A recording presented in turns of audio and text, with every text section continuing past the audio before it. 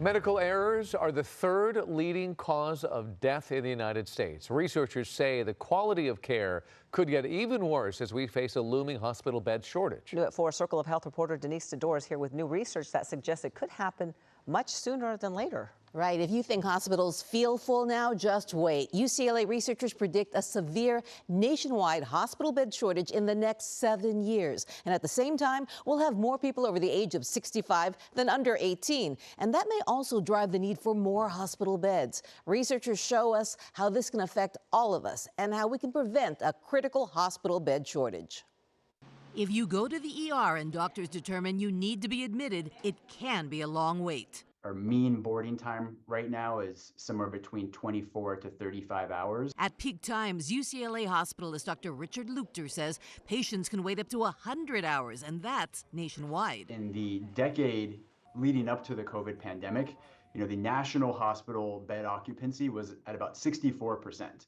But something changed during the pandemic. Our hospital occupancy nationwide is actually 75% now. Dr. Luchter, the study's lead investigator, says in about 7 years, we'll be headed for another 10-point increase. That really sets the stage for a hospital bed shortage, which we show may occur as soon as 2032 if we don't take any action. So what's driving this dangerous trend? Not the number of people getting hospitalized, that's holding steady for now. Rather, Dr. Luchter blames the looming crisis on the closure of hospitals bought by private investors for profit and a significant reduction in healthcare workers needed to staff those beds. What we need to do from the supply side is mitigate those staffing shortages, increase the pipeline of new healthcare professionals, and address the needs of the ones we already have. like provider burnout, changing reimbursement schemes, compensation. On the demand side, UCLA is offering an emerging healthcare delivery strategy to reduce patient admissions. Their model is called the Next Day Clinic. Instead of admitting them,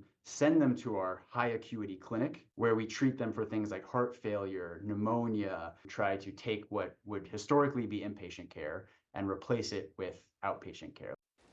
The Next Day clinical model, pioneered at Olive View and now being used at UCLA's Ronald Reagan Medical Center, avoids hundreds of hospitalizations per year. And David and Ellen, other institutions are also adopting this new system. Yeah, the Next Day Clinic seems to be a reasonable solution, but I think the big question might be, is it as good as being actually admitted into the hospital if you need the care? Well, doctors carefully select who they're going to put in this program. It's very specific criteria. So they want to make sure that they can stabilize you, get you back to the hospital, possibly the next day. Or if you're really critical, they can put you like in a hotel nearby so they can keep a close eye on you. So it's a win-win. It actually costs less for the patient and less for the healthcare system. Interesting. All right, Denise, thank you so much. Hello, I'm Mark Brown. Get more great ABC7 content by clicking the subscribe button for our YouTube channel and download the ABC7 Los Angeles streaming app on Fire TV, Android TV, Apple TV, and Roku to watch on your TV.